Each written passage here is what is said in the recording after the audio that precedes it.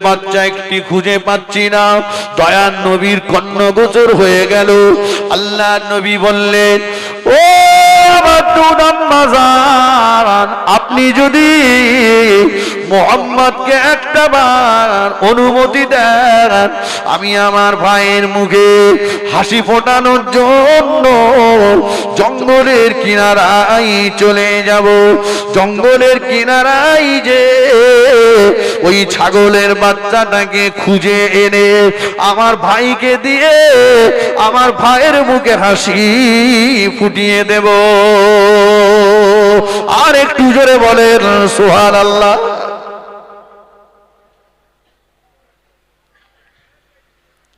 আজকে ভাই ভাই আলাপ নেই, কথা সত্য না? ভাই ভাই আলাপ নেই। ও 2-4 বছর 6 বছর হয়ে গেছে আলাপ নেই। ভাইয়ের বাড়ি রাত্রি বিপদ, নিজে তো যায় না, আবার বউটাকে বলছে পাতুল বিনে শালা মরুক। কে শালা? মায়ের পেটের ভাই। সামান্য একটু জমি নিয়ে ছাসির পানি পড়া নিয়ে ঝামেলা হয়েছে, কোর্ট কাছারি হয়ে গেছে, নেই ত্যাগ, ক্ষমা। ভাইয়ের সঙ্গে আলাপ নেই।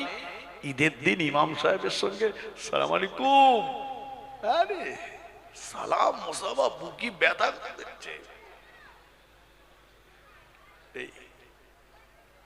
আমার নবীর আদর্শ। ভাই কাঁপছে, আর আজকে আমার ভাই হসপিটালে, আমি পকেটে চিন্তা করে তাকে একবার দেখতেও গেলাম না। নবী বলছেন, আম্মা জান একবার বলেন আমি যাব আমার ভাইয়ের মুখে হাসি ফোটাতে। আল্লাহ নবী দুধ আম্মা জানের কাছ থেকে অনুমতি নিয়ে জঙ্গলের কিনারায় চলে গেলেন। জঙ্গলে পশু পাখিদের লক্ষ্য করে ডাক দিতে লাগলেন, এই জঙ্গলের হিংস্র জন্তু জানোয়ারেরা, এই জঙ্গলের পশু পাখিরা, তোমরা কি কেউ আমার দুধু ভাই আব্দুল্লাহ ছাগলের পাল থেকে একটা ছাগলের বাচ্চা কি চুরি করে এনেছো? আল্লাহ নবীর কণ্ঠের আওয়াজ পেয়ে জঙ্গলের বাঘের দলেরা বাঘের কাতারে, গন্ডারের দলেরা গন্ডারের কাতারে, ভল্লুকের দলেরা ভল্লুকের কাতারে, কাতারে কাতার দিয়ে তারা পার হয়ে আসলো। মারহাবা ইয়া রাসূলুল্লাহ, মারহাবা ইয়া হাবিবাল্লাহ। আল্লাহ নবী গো, চিন্তা করবেন না, বিচলিত হবেন না, চিন্তা করবেন না, বিচলিত হবেন না। আপনার দুধু ভাই আব্দুল্লাহর ছাগলের পাল থেকে ওই ছাগলের বাচ্চাটা আমরাই চুরি করে এনেছি। এই দেখুন ওই ছাগলের বাচ্চাটা, ছাগলের বাচ্চাটাকে আমরা খেয়ে ফেলে দিই না, ছাগলের বাচ্চাটাকে আমরা মেরে ফেলে দিই না। আল্লাহ নবী বললেন, জঙ্গলে হিংস্র জন্তু জানোয়ারেরা, তোমরা তো ছাগলের বাচ্চা পেলে ফিরত দাও না, তোমরা তো ছাগলের বাচ্চা পেলে জীবিত রাখো নাও, কেন তোমরা চুরি করে আনলে? কেনই বা তোমরা জীবিত রাখলে? জঙ্গলের পশু পাখিরা এক বাক্যে বলল, ইয়া রাসূলুল্লাহ, ইয়া হাবিবাল্লাহ, হুজুর আমাদের বেয়াদবি মাফ করুন। আমরা শুনেছি আল্লাহ যদি আপনাকে না বানাতেন, আল্লাহ যদি আপনাকে না বানাতেন, তামাম মখলুককে আল্লাহ বানাতেন না। আমাদের মনে বড় আশা, আমাদের মনে বড় ইচ্ছা, দু নয়ন ভরে আমরা আপনাকে একটা বার দেখব, কিন্তু আমাদের নসিবে তা হয় না, জোটে না। এক জায়গায় বসে আমরা মিটিং করলাম, আলোচনা করলাম কিভাবে আমরা আখিরি জামানার নবীকে দেখতে পাবো। আমাদের মিটিংয়ে সিদ্ধান্ত হয়ে গেল, আমরা যদি আব্দুল্লাহর ছাগলের পাল থেকে ছাগলের বাচ্চাটা চুরি করে আনতে পারি, ওই ছাগলের বাচ্চাটার খোঁজ করতে আখিরি জামানা নবী স্বয়ং নিজে হাজির হয়ে যাবে। আমরা তখন আখিরি জামানার নবীকে দু নয়ন ভরে দেখে আমাদের জীবনটা ধন্য করে নেব। আর একটু জোরে বলেন সুবহানাল্লাহ, আর একটু জোরে বলেন সুবহানাল্লাহ। ভাই, একদিকে ভাই ভাইয়ের কষ্ট, ভাইয়ের মুখে হাসি ফোটাতে জঙ্গলের কিনারায় চলে গেলেন। দুই, এই জঙ্গলের চার পেয়ে জানোয়ারেরা নবীর দেখার চিন্তা করছে। আমরা যারা বসে আছি বাবু, নবীর দেখার ইচ্ছা হয়, একটু কথা বলেন না।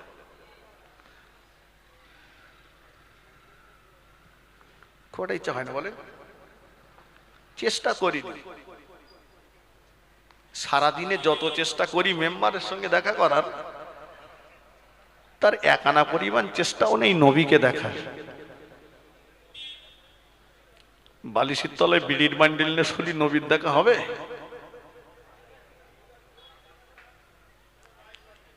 যে মানুষটা একবার ইমানি হালতে আমার নবীকে দেখতে পেল, 7টা জাহান্নাম আল্লাহ তার জন্য হারাম করে দেন। জোরে বলুন, একটু মন খুলে বলেন। সাপ 450 বছর বয়স হয়ে গেছে, ঈসা নবীর কাছে শুনেছে নবীর কথা, আল্লাহর কাছে কাঁদছে, আল্লাহ আমি একবার আখিরি জামানার নবীকে দেখব, আল্লাহ নবীকে না দেখা পর্যন্ত আল্লাহ আপনি আমার মওত দেবেন না। আল্লাহ বললেন চলে যা, তোর দোয়া কবুল হয়েছে, তোকে দেখাবো নবীকে, তবে তুই এখন যে সেই গাঁরে সুরে আত্মগোপন কর, ওখানেই আমি আমার নবীকে পৌঁছে দেব। জোরে বলুন। কি গো, আমি আপনি যদি ঘরে বসে চেষ্টা করি, আল্লাহ নবীকে আমার আপনার ঘরে পৌঁছে দিতে পারেন না? পারেন না? আল্লামা শিউলি ওমানি রহমাতুল্লাহ আলাইহি, যিনি সিরাতুন নবী কিতাব লিখেছেন, হুজুর বলেন আল্লাহ রাসূল সাল্লাল্লাহু আলাইহি ওয়াসাল্লাম প্রতি রাত্রে আমার ঘরে আসতেন এবং আমার ঘর থেকে যখন চলে যেতেন, হুজুর আমার দুই মুখে চুমা দিয়ে চলে যেতেন। একটু জোরে বলেন। কি জীবন তৈরি করলো!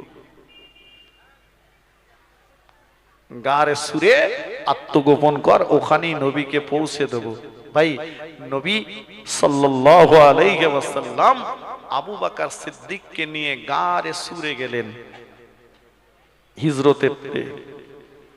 গুহার মুখে কবুতরে বাসা বেঁধেছে, মাকড় আশায় জাল বুনেছে। ওরা নবীকে মোহাব্বত করেছে, ভালোবেসেছে। আর সাপ ওদিকে গুহার ভিতরে গর্ত করে করে করে করে ওর ভিতরে বসে আছে, আমি আমার নবীকে দেখব।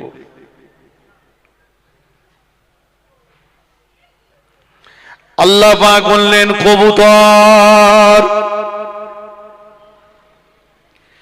এ কবুতর, তুই আমার নবীকে হেফাজত করবার জন্য, আমার নবীকে মোহাব্বত করে, নবীকে ভালোবেসে গুহার মুখে বাসা বেঁধেছিস, ঘর বানিয়েছিস, ঘর তৈরি করেছিস। এ কবুতর, আমি আল্লাহ পাক খুশি হয়ে গেলাম, আমি আল্লাহ বড় রাজি হয়ে গেলাম। এ কবুতর, আমার নবীর জন্য এতটুকু করবার কারণে আমি আল্লাহ তোর প্রতি বড় খুশি হয়ে গেলাম, তোর প্রতি বড় রাজি হয়ে গেলাম। আমি আল্লাহ পাক জানিয়ে দিলাম আমার নবীর জন্য যে ঘরটা বানিয়েছিস এই ঘর বানানোটা তোর জীবনের শেষ ঘর বানানো, এই ঘর তৈরি করাটা তোর জীবনের শেষ ঘর তৈরি করা। কবুতর রে,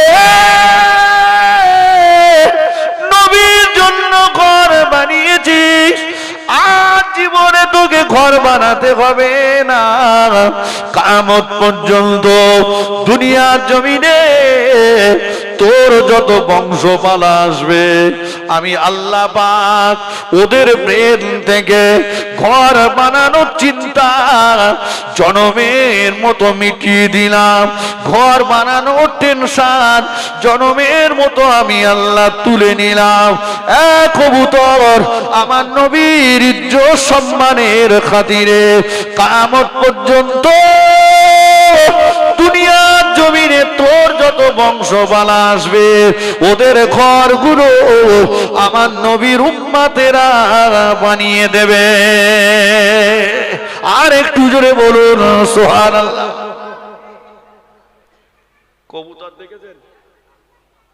একটু হ্যাঁ না বলেন। কবুতরের ঘর কারা বানায়? ও নিজে বানায়? মুসলমান বলছে নবী নবী করলি খাওয়া হবে মানুষ।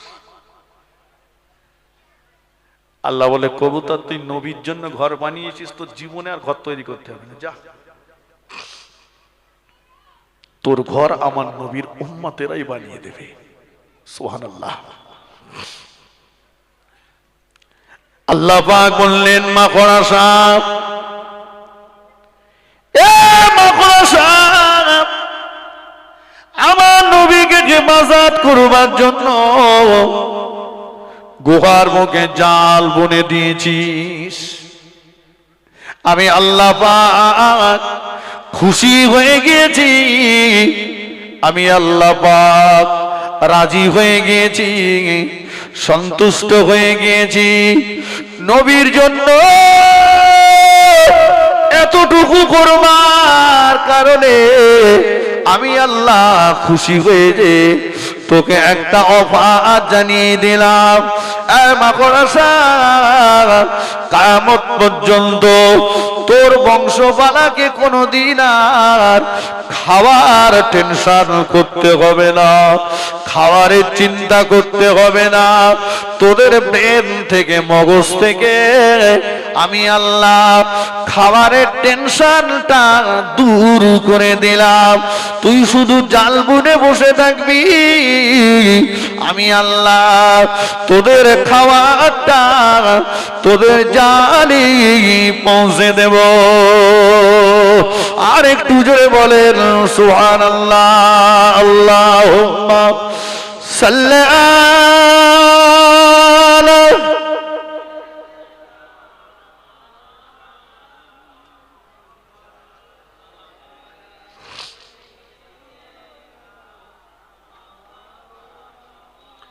একটু মন খুলে পড়েন আল্লাহুম্মা সাল্লি আলা।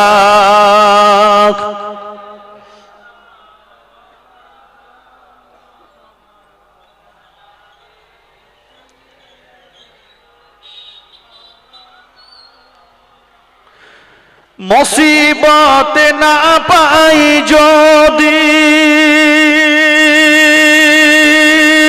মুসিবতে না পাই যদি, করুণা তোমার কবরে হাসরে কি হবে আমার, কবরে হাসরে কি হবে আমার। মুসিবতে না পাই যদি, মুসিবতে না পাই যদি, করুণা তোমার কবরে হাসরে কি হবে আমার। আল্লাহুম্মা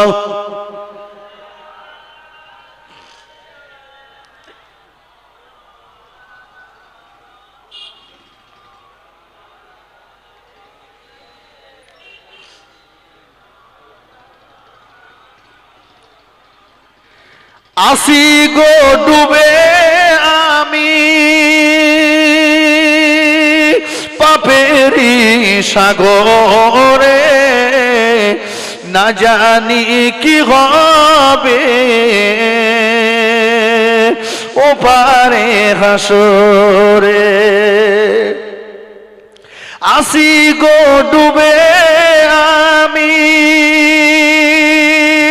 পাপেরি সাগরে, না জানি কি হবে কবরে হাসরে। তোমারি সুপারিশ বিনা কেমন হব পার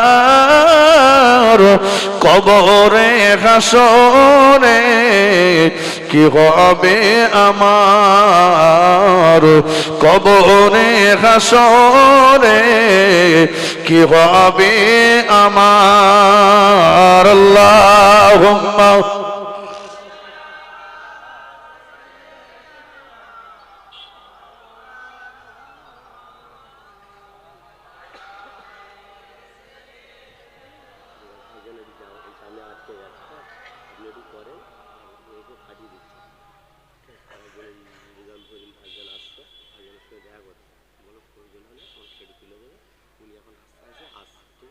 ঠিক আছে ভাইরা আমার।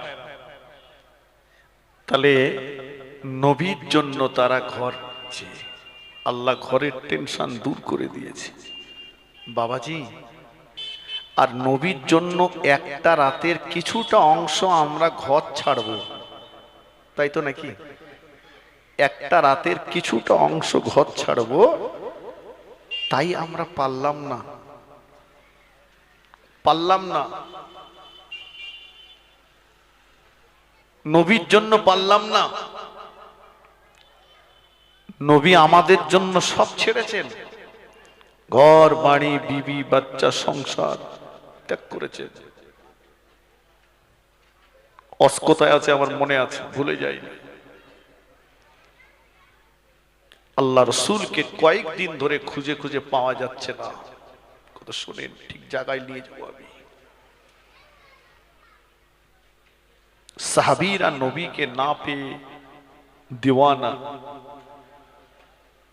কান্নার রোল পড়ে গেছে। নবী নাই, কোথায় গেল? কয়েকদিন হয়ে যাচ্ছে রসুলের সঙ্গে দেখা নাই। মদিনা মসজিদে নববী শরীফে ভিতরে হযরত আবু বকর সিদ্দিক রাদিয়াল্লাহু তাআলা আনহু, ওমর ফারুক রাদিয়াল্লাহু তাআলা আনহু দুজনা সামনাসামনি বসে গেলেন। সিদ্দিক আকবর বলতে লাগলেন, ও ভাই ওমর, কয়েকদিন হয়ে গেল দয়ার নবী চাঁদ মুখখানা দেখতে পাই না। কয়েকদিন হয়ে গেল দয়ার নবীর নূরের মুখখানা দেখতে পাই না। নবীকে দেখার জন্য মনটা বড় ব্যাকুল হয়ে গেল। নবীকে দেখার জন্য মনটা বড় ব্যাকুল হয়ে গেল। থাকতে পারি না রে ভাই, নবীকে না দেখে আর থাকতে পারি না। ওমর রাদিয়াল্লাহু আনহু বললেন, ও আবু বকর, কয়েকদিন হয়ে গেল দয়া নবী চাঁদ মুখখানা দেখতে পাই না।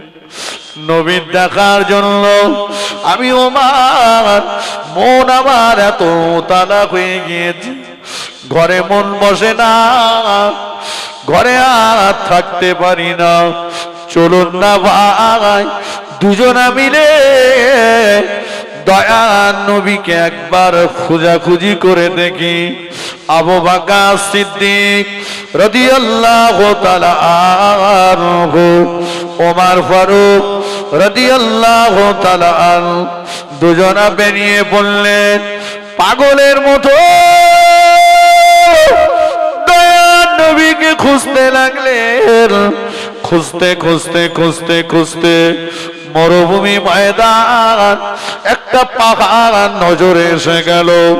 কে যেন একজন ব্যক্তি ওই পাহাড়ের পাদদেশে বসে আছে। দুজন সাহাবী টুকটুক করে হাঁকিয়ে গেলে, হাঁকিয়ে যেয়ে দেখে পাহাড়ের পাদদেশে বসা ওই ব্যক্তিটা অন্য কেউ নয়, উনি হলেন মদিনার একজন রাখা। ওমর রাদিয়াল্লাহু আনহু বললেন, ও ভাই মদিনার রাখা, তুমি কি আমাদের নবীকে দেখেছো? নবীর সংবাদ কি বলতে পারবে? মদিনার রাখাল বলল, কে আপনাদের নবী? চিনি না, জানি না, বলতে পারবো না, তবে একটা কথা বলতে পারি, পাহাড়ের উল্টো দিকে খেজুর বাগানটা দেখতে পাচ্ছেন, ওই বাগানটা গাছগুলো বড় ঘন ঘন, কাঁটাগুলো বড় ঘন ঘন, বাগানের ভিতরে প্রবেশ করাও বড় কষ্টদায়ক। জানি না কে যেন একজন ব্যক্তি ওই বাগানের ভিতরে ঢুকে কাঁদছেন আর কি যেন বলছেন। কান্নার আওয়াজ পেয়ে আমার পালের ভিতরে যত মেষ দুম্বা ছাগল ভেড়া ছিল, কেউ তারা আর খাবারে মুখ দেয় না, চলে যান। উনি যদি আপনাদের নবী হন, ওনাকে নিয়ে বাড়ি চলে যান। ওমর আবু বকর রাদিয়াল্লাহু তাআলা আনহুমা দুজনা বড় কষ্ট করে গুড়ি গুড়ি গুড়ি গুড়ি মেরে মদিনার খেজুর বাগানে ঢুকে পড়লেন। খেজুর বাগানে ভিতরে ঢুকে দেখে একটা খেজুর গাছের নিচে সিজদায় পড়ে যে অঝণ্ড যিনি রোনাজারি করছেন, উনি অন্য কেউ নয়, উনি আমার আপনার নবী, নূর নবী, দয়ার নবী। এত কান্না কাঁদেন, দয়ার নবীর চোখের পানিতে সিজদার জায়গাটাও ভিজে কাদা হয়ে গিয়েছে। আবু বকর সিদ্দিক এক পাশে দাঁড়িয়ে গেলেন, ফারুক আযম আরেক পাশে দাঁড়িয়ে গেলেন। আল্লাহ নবী সিজদায় পড়ে যে কাঁদতেছেন আর বলতেছেন, আল্লাহ পাক, ও রব্বুল আলামিন, আল্লাহ পাক, আমার উম্মতেরা বড় দুর্বল হবে, আমার উম্মতেরা বড় কমজোরি হবে, আমার উম্মতেরা বড় জয়ীব হবে, আমার উম্মতেরা জাহান্নামের আগুন সহ্য করতে পারবে না। আল্লাহ, আমার উম্মতীরা আপনার জাহান্নামের আগুন সহ্য করতে পারবে না। আল্লাহ, আমার উম্মতির জন্য জাহান্নামের আগুন মাফ করে দেন, আমার উম্মতির জন্য জাহান্নামের আগুন ক্ষমা করে দেন। সিদ্দিক আকবর ডুগুরে ডুগুরে কাঁদতে লাগলেন, হুজুর আর গুনাহগার উম্মতির জন্য এমন করে কাঁদবেন না, সিজদা থেকে মাথা তুলুন। আমি আবু বকর আমার জীবনের তামাম নেকিগুলো গুনাহগার উম্মতের নাজাতের জন্য আপনার কদমে দিয়ে দেব। আল্লাহ নবী সিজদা থেকে মাথা তোলেন না। ফারুক আযম বললেন, হুজুর আমি ওমর আর থাকতে পারি না, নবী গো সিজদা থেকে মাথা তুলুন, ওমরের জীবনের তামাম নেকিগুলো গুনাহগার উম্মতের জন্য আপনার কদমে দিয়ে দেব। নবী সিজদা থেকে মাথা তোলেন না। ওমর রাদিয়াল্লাহু তাআলা আনহু বললেন, ও আবু বকর আপনি আমার নবীর পাশে একটু দাঁড়ান, দেখি কোথায় গেলে, কাকে নিয়ে আসলে। আল্লাহ নবী সিজদায় আর পড়ে থাকতে পারবেন না। ওমর রাদিয়াল্লাহু তাআলা আনহু মদিনার খেজুর বাগান থেকে বার হয়ে পাগলের মতো দৌড়াতে লাগলে। দৌড়ে দৌড়ে দৌড়ে দৌড়ে দৌড়ে দৌড়ে নবী জামাতা হযরতে আলী রাদিয়াল্লাহু তাআলা আনহু হুজুরের বাড়িতে চলে গেলে। ও নবী পাকের জামাতা আলী, আল্লাহ নবীর সন্ধান পেয়ে গিয়েছি, আমার নবীকে খুঁজে খুঁজে পেয়ে গিয়েছি। তবে দয়ার নবী খেজুর বাগানের ভিতরে সিজদায় পড়ে যে গুনাহগার উম্মতের জন্য এত কান্না কাঁদেন। দুজনা অনেক চেষ্টা করলাম, আল্লাহ নবীকে সিজদা থেকে মাথা তোলাতে পারলাম না। চলুন আমাদের মনে হয় আপনি নবীর জামাতা, আপনি গেলে নবী আর সিজদায় পড়ে থাকবেন না। আল্লাহ নবীর জামাতা আলী রাদিয়াল্লাহু তাআলা আনহু বললেন, আপনারা দুজনা গিয়েছিলেন, নবী যখন সিজদা থেকে মাথা তোলেননি, আমার মনে হয় আমি গেলেও মাথা তুলবে না। বরঞ্চ এমন দুজনার নাম বলে দিচ্ছি যাদের দাবি আল্লাহ নবী জীবনেও কোনদিন ঠেলে দেননি। ও এমন দুজনার নাম বলে দিচ্ছি যাদের দাবি আল্লাহ নবী জীবনেও কোনদিন প্রত্যাখ্যান করেননি। ওরা হলো কেউ নয়, ওরা হলো আমার দুই বেটা হযরত ইমাম হাসান, হযরত ইমাম হুসাইন রাদিয়াল্লাহু তাআলা আনহুমা। ওদের দুই ভাইকে নিয়ে যান, ওরা গেলে নবী আর ওদের দাবি ঠেলে দেবেন না। ওমর রাদিয়াল্লাহু তাআলা আনহু পাগলের মতো দৌড়ে দৌড়ে মদিনার খেজুর বাগানে চলে গেলেন। হযরত ইমাম হাসান ইমাম হুসাইন রাদিয়াল্লাহু তাআলা আনহুমা দুজনা দুই পাশে দাঁড়িয়ে গেলেন। নানা ভাই, ও আমাদের নানা ভাই, আপনি তো বলেছেন ফাতেমা তো সাইয়্যিদাতুন নিসাই আহলিল জান্নাহ, আমার ফাতেমা হলো জান্নাতি নারীদের সরদারিনী। নানা ভাই সিজদা থেকে মাথা তুলুন, চেয়ে দেখুন আপনার দুই পাশে জান্নাতি নারীদের সরদারিনী ফাতেমার দুই লাল দাঁড়িয়ে আছে। ও নানা ভাই, আপনি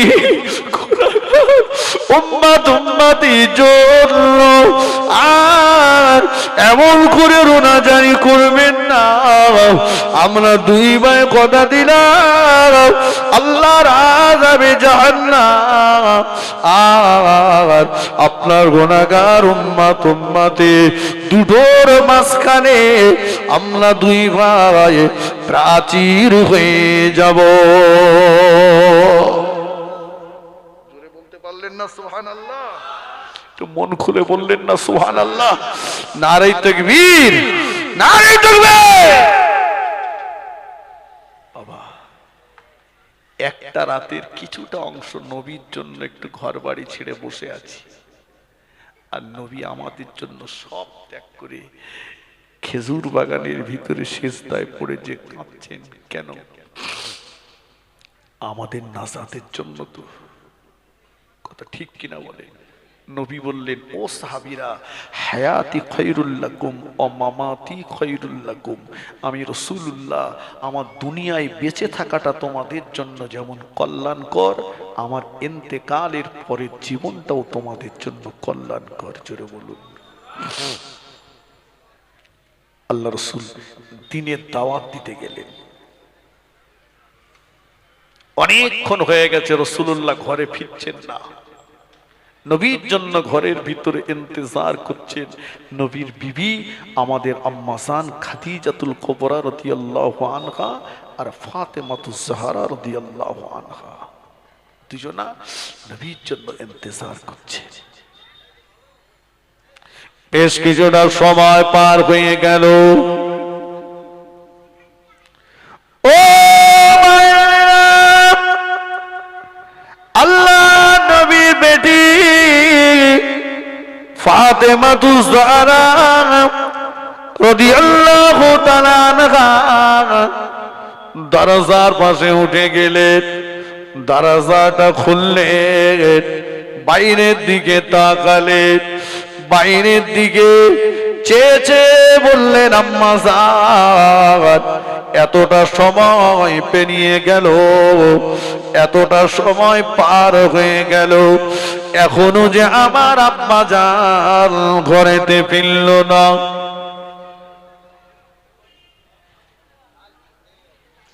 বাপ যদি কোথাও যায়, ছেলে মেয়ে যদি বাড়িতে থাকে, বেশি চিন্তা করে খোঁজ নাই কে বলেন তো? ছেলে না মেয়ে? মেয়ে, মেয়ে, মেয়ে। আম্মা, এতটা সময় পার হয়ে গেছে, এখনো যে আব্বাজান বাড়ি আসেনি। মা খাদিজাতুল কুবরা রাদিয়াল্লাহু আনহা বোঝাচ্ছেন, ফাতেমা, তোমার আব্বা দ্বীনের দাওয়াত দিতে গিয়েছে, পথ হারা পথ ভোলা মানুষগুলোকে পথ দেখাতে গিয়েছে, কেন দেরি করছে জানি না মা, আমিও তো চিন্তায়। ফাতেমা আবার কিছুক্ষণ পরে যে দরজা খুললেন, আম্মা, এখনো আব্বা বাড়িতে আসছে না। ফাতেমা, একটু ধৈর্য ধরো মা, সবর করো মা, তোমার আব্বা জান আসবেন। আবার বেশ কিছুটা সময় পার হয়ে গেল। নবী নন্দিনী ফাতেমাতুজ জাহরা রাদিয়াল্লাহু তাআলা আনহা দরজার পাশে গেলেন, দরজাটা খুললেন, দরজাটা খুলে বাইরের দিকে চেয়ে বললেন, আম্মা জান, ওই দেখুন না, আমাদের বাড়ির দিকে কে যেন একজন ব্যক্তি গুটি গুটি গুটি গুটি পায়ে হেঁটে হেঁটে আগিয়ে আসছে। আম্মা জান, ওই ব্যক্তিটাকে আমি ফাতেমা চিনতে পারলাম না, ওই ব্যক্তিটাকে আমি ফাতেমা চিনতে পারলাম না। ও আম্মা জান, আমাদের বাড়ির দিকে গুটি গুটি পায়ে যিনি আগিয়ে আসছে, ওই ব্যক্তিটাকে দেখে বড় দুর্বল, বড় জয়ীফ, বড় কমজোরি মনে হচ্ছে আম্মা জান। শুধু তাই নয়, ও আমার আম্মা জান, আমাদের বাড়ির দিকে গুটি গুটি পায়ে হেঁটে হেঁটে যিনি আগিয়ে আসছেন, আমি ফাতেমা জীবনেও কোনদিন এমন মানুষ চোখে দেখিনি জীবনেও কোনদিন। আমি ফাতেমা আমার নজরে এমন চেহারার মানুষ চোখে দেখিনি। আম্মা খাদিজাতুল কুবরা বললেন, ও বেটি ফাতেমা, কেমন ব্যক্তি আমাদের বাড়ির দিকে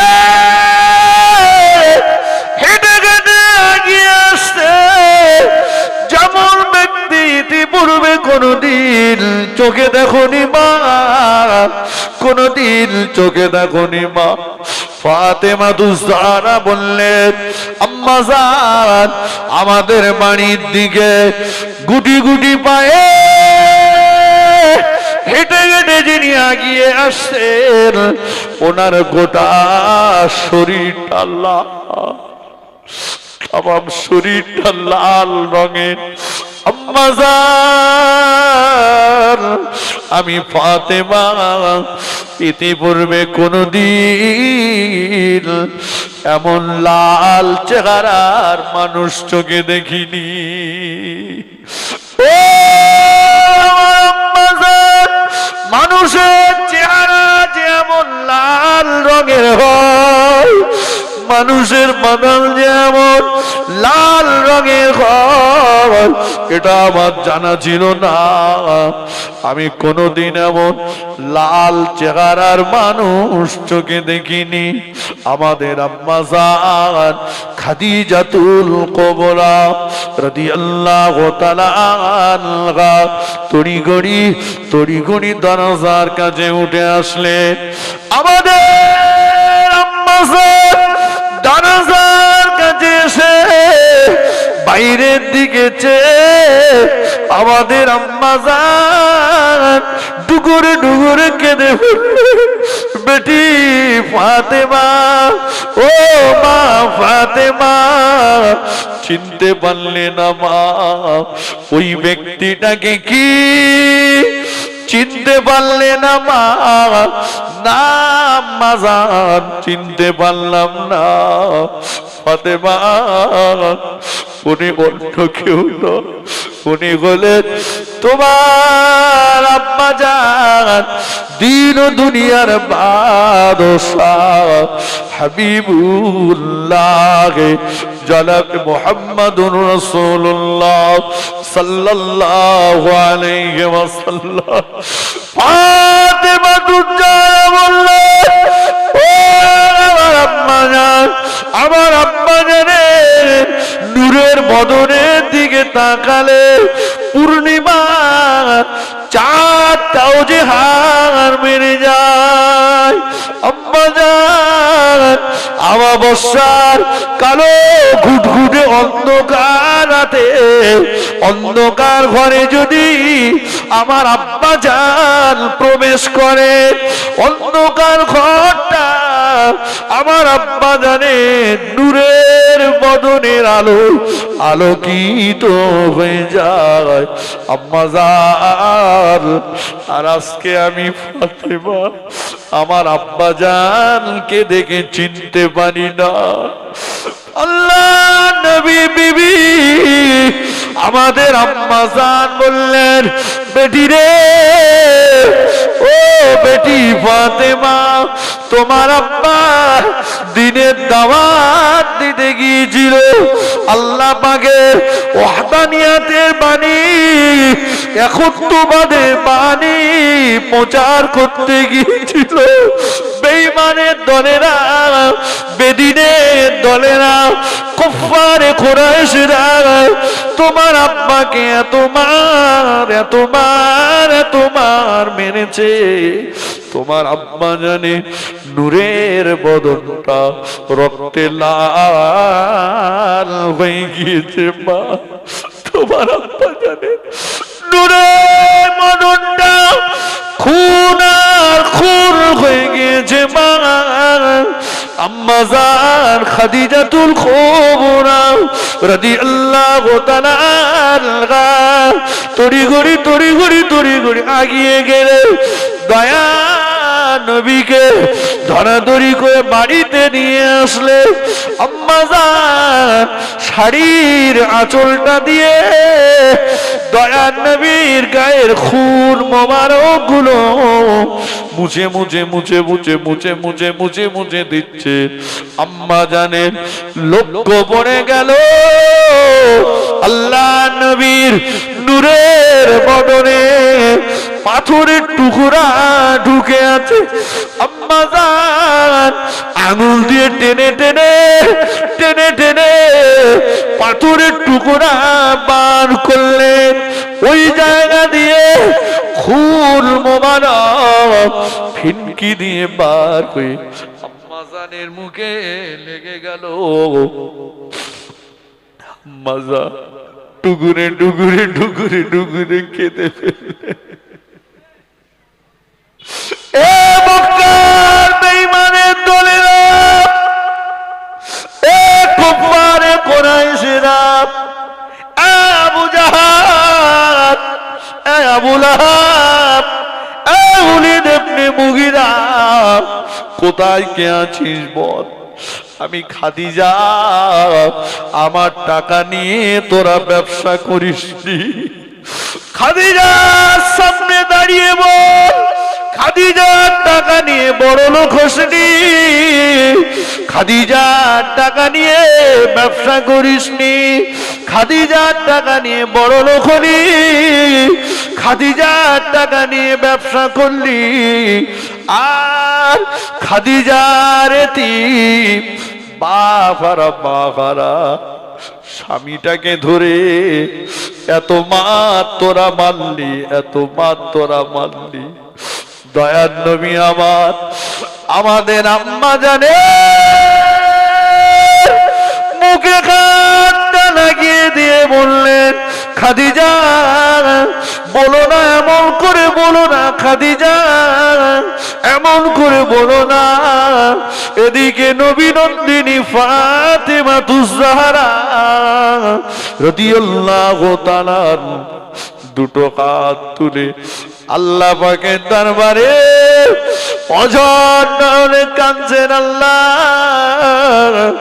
আমার আব্বা জান জীবনেও কোনোদিন গরিবের সঙ্গে দুর্ব্যবহার করিনি, আমার আব্বা জান কখনো এতিমের মাল আত্মসাৎ করিনি, আমার আব্বা জান কোনোদিন প্রতিবেশীর হক নষ্ট করিনি, আমার আব্বা জান কোনোদিন কারো গালে নইভাবে চর মারিনি। অথচ আজকে দিনে ওরা আমার আব্বা জানকে এত মার মারলো, এত মার মারলো। আমি ফাতেমা আমার আব্বা জানে নূরের বদনটা দেখে চিনতে পারি না, আমার আব্বা জানকে দেখে আমি চিনতে পারি না। দয়ার নবী ফাতেমার হাতটাকে নামিয়ে দিলেন, বেটি রে বদদোয়া করো না, বেটি বদদোয়া করো না। ও মা ফাতেমা, কিয়ামতের ময়দানে যেদিন বাপ বেটার হবে না, বেটা বাপের হবে না, মা মেয়ের হবে না, মেয়ে মায়ের হবে না, ওই দিন আমি রাসূলুল্লাহ ক্ষত বিক্ষত চিহ্নগুলো আল্লাহ পাককে দেখাবো, আল্লাহ পাককে দেখিয়ে বলবো, ও রব্বুল আলামিন, আল্লাহ পাক দুনিয়ার জমিনে বেঈমানেরা আমাকে মেরেছে, আমি নবী আমার শরীরের ক্ষত বিক্ষত আজকে আপনার সামনে হাজিরা দিলাম। আল্লাহ, আমার এক একটা মারের দাগের বিনিময়ে আমার লক্ষ লক্ষ গুনাহগার উম্মতিকে আপনি নাজাত করে দেন। ফাতেমা, আল্লাহ পাকের কাছ থেকে এক একটা দাগের বিনিময়ে লক্ষ লক্ষ গুনাহগার উম্মতি দিগের জীবনের গুনাহকে মাফ করিয়ে নেব। জোরে বলতে পারলেন না সুবহানাল্লাহ? জোরে বলেন না সুবহানাল্লাহ? নারে তাকবীর।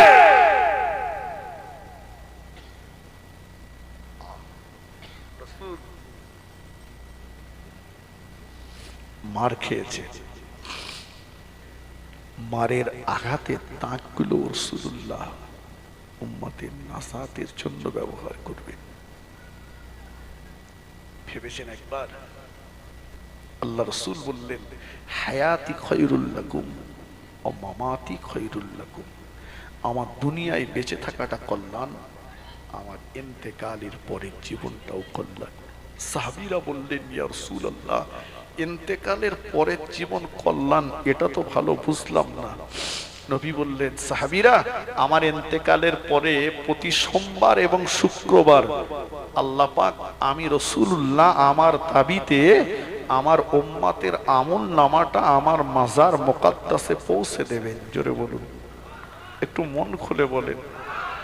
জি, আমি রাসূলুল্লাহ যদি দেখতে পাই আমার কোন উম্মতের আমল নামায় গুনাহ বেশি হয়েছে, আমি উম্মতের গুনাহ মাফের জন্য আল্লাহর কাছে ক্ষমা প্রার্থী হব, আল্লাহর কাছ থেকে উম্মতের আমল নামার গুনাহগুলোকে মাফ করিয়ে নেব। জোরে বলুন। ফিরে আসি আপন জায়গায়। তাহলে নবী সব ছেড়েছেন আমাদের জন্য, তাই তো নাকি? কিয়ামতেও আমাদের চিন্তায় চিন্তিত থাকবেন। সেই নবীর জন্য আমরা ছাড়তে পারলাম না কেন বলেন তো? এর উদ্দেশ্য একটাই, এর কারণ একটাই, আমরা ভেবে নিয়েছি এটাই যে আমরা যা কিছু পেয়েছি সব আমার। ঠিক কিনা বলেন? যদি জিজ্ঞাসা করা হয় ব্যবসা কার? আমার। দোকান কার? আমার। জলকর কার? আমার। বাড়ি কার? আমার। ছেলে মেয়ে কার? আমার। জমি 10 বিঘা আছে কার? আমার। ভাই, এটা না বলে যদি আমি এটা বলি যে বাড়ি কার, এর মূল মালিক হচ্ছেন আল্লাহ, আমি ভোগ দখলদার। বোঝা যাচ্ছে কথা? দোকানকার মূল মালিক হচ্ছে আল্লাহ, আমি ভোগ দখলদার। জমি মূল মালিক আল্লাহ, আমি ভোগ দখলদার। সন্তান মূল মালিক আল্লাহ, আমি ভোগ দখলদার। জি, যখনই এটা আমি ভাববো আর আমার অন্তরে এটাকে জায়গা দিতে পারবো, তখন কিন্তু দুতলায় খাটে শুয়ে থাকলেও যেই মসজিদে আজান হবে সেই এটাও মনে এসে যাবে যে বাড়িতে শুয়ে আছি এ বাড়ির মূল মালিক তো আমি না, মূল মালিক তো আল্লাহ, আমি তো ভোগ দখল করছি। আজান যখন হয়েছে আমাকে নামাজে যেতে হবে, আল্লাহর ঘরে হাজিরা দিতে হবে। যদি না যাই, আল্লাহ ইচ্ছা করলে এই বাড়ি থেকে আমাকে নামিয়ে দিতে পারেন। পারে না? পারে না? আল্লাহ ইচ্ছা করলে যে কোনো মুহূর্তে ঘর থেকে নামিয়ে খাটিয়ার প্যাসেঞ্জার বানিয়ে দেবে। দেখুন, হসপিটাল গুলোতে চলে যান, দেখবেন কত মানুষ সুখ আর আরামের বিছানা ছেড়ে হসপিটালের বেডে শুয়ে কাতরাচ্ছে। দোকান জমি দিয়েছেন আল্লাহ, মূল মালিক তিনি, আমি ভোগ দখল করছি। যেই এটা অন্তরে জায়গা পাবে, সেই আজান হলে শত খরিদ্দার থাকলেও বলবো এখন আর মাল হবে না, কারণ এ দোকানের মালিক না আমি না, এ মালিক আল্লাহ, আমাকে আল্লাহ ভোগ দখল করতে দিয়েছে। যদি আমি না যাই আল্লাহ দোকান কেড়ে নেবে আমার থেকে, অতএব আগে নামাজ পড়বো তারপরে মাল দেবো। হাজী সাহেবরা দেখেছেন মক্কা মদিনার জমিনে আজান হয়ে গেলে বেচাকেনা বন্ধ। আর আমাদের আজান হয়েছে, জামাতের সময় হয়েছে, খরিদ্দারের চাপও বেড়েছে। ও বলে এই কটা লোক ছেড়ে দিয়ে গেলে আর পাবো না। নামাজ যাই যাকগে যাক, পরে কাজা পড়ে লোয়ানি, মালগুলো হাতিয়ে নেই, বিপদে পড়ে গেছে। ঠিক কিনা ভাই? জলখর, ব্যবসা, সব কিছুতেই জায়গা এটা আমাকে আপনাকে দিতে হবে। সন্তান, আমাকে এটাই অন্তরে জায়গা দিতে হবে। আল্লাহ আমাকে দিয়েছেন, ইচ্ছা করলে আল্লাহ কেড়ে নেবেন। অতএব তাকে দিনমুখী, ধর্মমুখী, কোরআনমুখী, নামাজমুখী করাতে হবে, এটা আমার দায়িত্ব। তা না হলে গার্জিয়ান হিসাবেও আমাকে কৈফিয়ত দেওয়া লাগবে। এই কথাটি যদি জায়গা দিতে পারতাম, মসজিদ মুখ আমরাও হয়ে যেতাম। ভাই, রাসূলের সাহাবী হযরত আবু তালহা রাদিয়াল্লাহু আনহু গরিব মানুষ, কিন্তু 5 ওয়াক্ত নামাজ বাকায়দা মসজিদে নববী শরীফে আমার রাসূলুল্লাহ সাল্লাল্লাহু আলাইহি ওয়াসাল্লামের পিছনে ইক্তেদা করে জামাতের সঙ্গে আদায় করতেন। জোরে বলুন, একটু মন খুলে হবে না? মাশাআল্লাহ, এখানে আমার সামনে যা শ্রোতা বসেছে সব 5 ওয়াক্ত মুসল্লি। তো 5 ওয়াক্ত না হলেও 6 ওয়াক্ত, কি বলে? বলে যাই, কেউ মরে গেলি যায় আর শুক্রবারে যায়। মরে গেলি না গেলি খানায় বলবে না, আর শুক্রবারে না গেলি লোকে খারাপ বলবে। শুক্রবারে যাই তো এত ব্যস্ত, ইমাম সাহেব যখন খুতবা দিচ্ছে তখন ঢুকছে আর 2 রাকাত পড়েই আওয়া। দেখা যাচ্ছে ছেঁড়া দুটো নিয়ে গিয়েছিল, পাল্টে ভালো মাল দুটো নিয়ে বাড়ি গিয়েছে। আপনাদের এদিকে মসজিদের কি অবস্থা জানি না, তবে অধিকাংশ জায়গাতে দেখছি 2 রাকাত পড়েই পালাচ্ছে। ঠিক কিনা ভাই? ভাই, বসিরহাটের আল্লামা হুজুর লিখেছেন, মেসলা হুজুর পীর কেবলা রহমাতুল্লাহ আলাইহি লিখেছেন, কেউ যদি ইচ্ছাকৃত আখেরি জোহরের নামাজ ছেড়ে দিল তো বছরে তার 52টা জোহর কাজা হওয়ার আশঙ্কা রয়েছে। বাবু, ওটা যদি কাজা থেকে যায় তো এক এক ওয়াক্তের বিনিময়ে 2,88,00,000 বছর জাহান্নামে থাকতে হবে।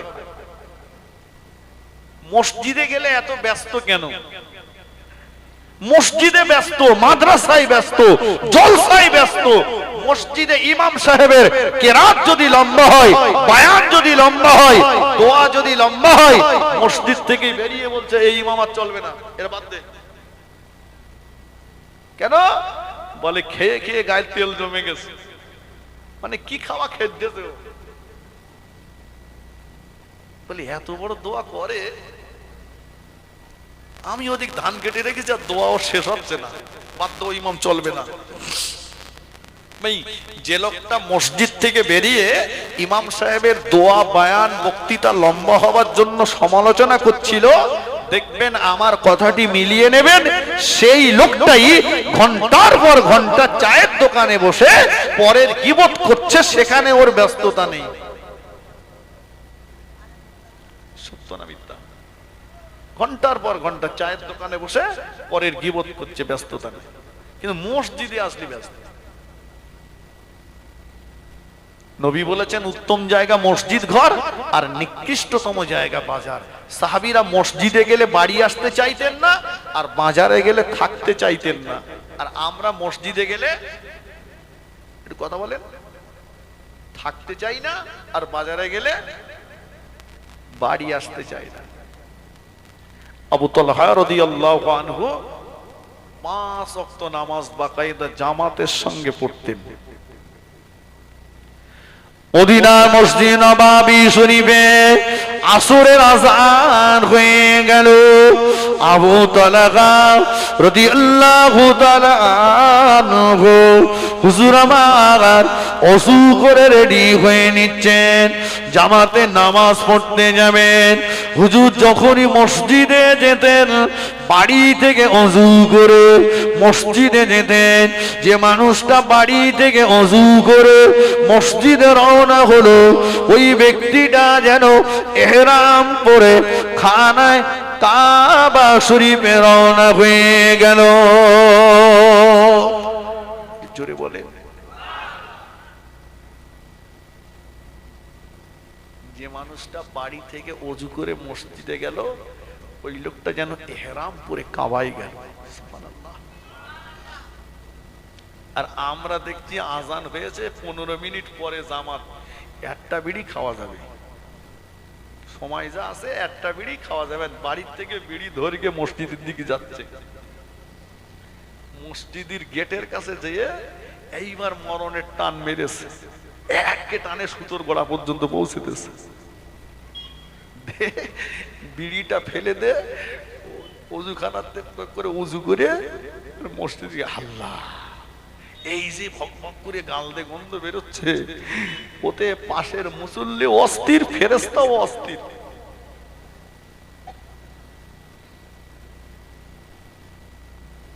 হুজুর ওযু করে মসজিদে যেতেন। হুজুর আমার ওযু করে রেডি হয়ে গেলেন। হুজুরে বিবি সাহেবা সামনে এসে দাঁড়িয়ে গেলেন। প্রাণের স্বামী গো, কোথায় যাবে? বিবি রে, আসরের আযান হয়ে গিয়েছে, নামাজ পড়তে যাব। বিবি বললেন, প্রাণের স্বামী, নিষেধ আপনাকে করব না, বারণ করব না, তবে শুধু একটা কথা আপনাকে বলবো, নামাজের পরে যেন দেরি করবেন না, তাড়াতাড়ি বাড়ি চলে আসবেন। নামাজের পরে যেন দেরি করবেন না, তাড়াতাড়ি বাড়ি চলে আসবেন। সোনার মানিক, ছেলেটা আর বড় জ্বর, ছেলেটা বড় অসুস্থ। হুজুর বললেন, ও বিবি, রোগ দেওয়ার মালিক যে আল্লাহ, শেফা দেওয়ার মালিকও সেই আল্লাহ। তুমি আমার সোনার মানিকের দিকে খেয়াল রেখো, আমি আমার আল্লাহ পাককে খুশি করতে যাচ্ছি। জোরে হবে না? মন খুলে বলেন। চাচা, শুক্রবারের নামাজে তো তোমার দেখলাম না, এ শুক্রবারে ছিলে না তো? চাচা বলে, দূর খোকা, এ শুক্রবারে আমার নামাজ পড়া হয়নি। কেন? বলে, আর বলিস নে, আমার নাম খোকা শুকুর আলী, আধার কার্ডে আমার নাম এসেছে কুকুর আলী। তাই খোকা আধার কার্ডটা সংশোধন করতে গিয়েছিলাম আজকে বিডিও অফিসে। চাচা আল্লাহর বাদ দিয়ে, নামাজ বাদ দিয়ে নাম সংশোধন করতে যাচ্ছে।